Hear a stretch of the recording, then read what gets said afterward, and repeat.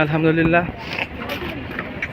আমরা চলে আসলাম আরও একটি জায়গায়, জাবালে রহমত পর্বতে, যেখানে আমাদের মহানবী হযরত মুহাম্মদ সাল্লাল্লাহু আলাইহি ওয়াসাল্লাম বিদায় হজের ভাষণ দিয়েছিলেন। সেই ঐতিহাসিক ভাষণ সবাই জানেন। এই বিদায় হজের সেই ভাষণটি আসলে কেমন ছিল। তো ইতিমধ্যে আমরা পৌঁছে গেছি জাবালে রহমত পাহাড়ে। তো দেখুন সামনে পাহাড়টি।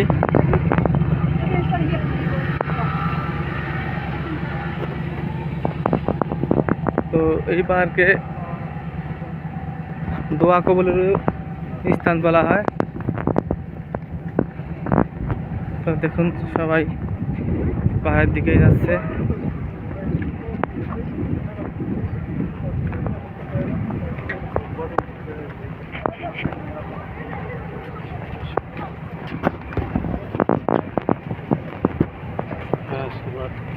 ভাই আসসালামাইকুম ভাই, কেমন আছেন?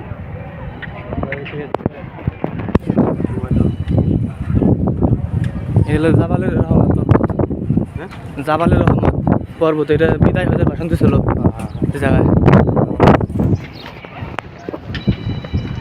তো দেখুন খুব কাছাকাছি চলে আসছে আমরা জাবালের রহমত পর্বতে। দেখুন অবশ্যই দেখা যাচ্ছে ওই উপরে ওই সেই ভাষণের জায়গা। আসলে আমাদের যাওয়া ওখানে সম্ভব না, আপাতত সময় নেই, যার কারণে যেতে পারছি না। হ্যাঁ এরিয়া দিয়ে আটকানো না। দেখুন কবুতর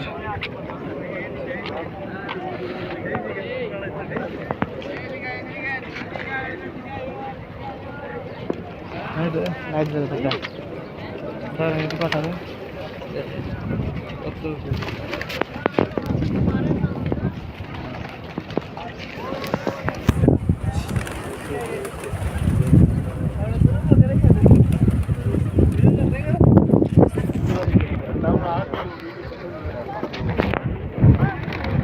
দেখুন আসলে অনেকেই উঠছে, আসলে অনেক সময় লাগে উঠতে, যার কারণে সবাই উঠতে পারে না।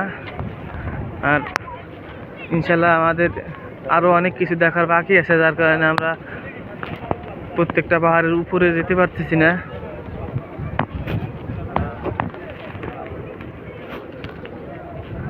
দেখুন হাজিগঞ্জ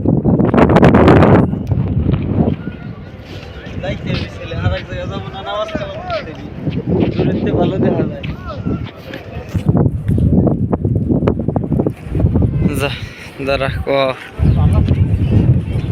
দেখুন এইটাই দেখা যাচ্ছে, এটা আরাফাতের ময়দানের পাশেই অবস্থিত জাবালে রহমত বলা হয়, যেখানে নবী রাসূল বিদায় হজের ভাষণ দিয়েছিলেন। দেখতে পাচ্ছেন এটাই সেই জায়গাটি। তো আসুন আমরা একটা কাছে যাই।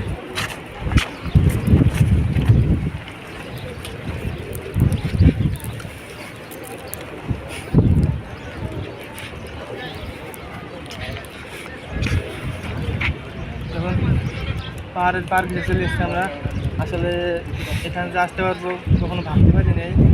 তো আলহামদুলিল্লাহ আরও অনেক জায়গায় যাবার আছে, যার কারণে আমরা উপরে উঠতে পারতেছি না। যে জায়গায় যাবো এবং একটু করে আপনাদের দেখানোর চেষ্টা করবো। তো ভালো থাকবেন সবাই।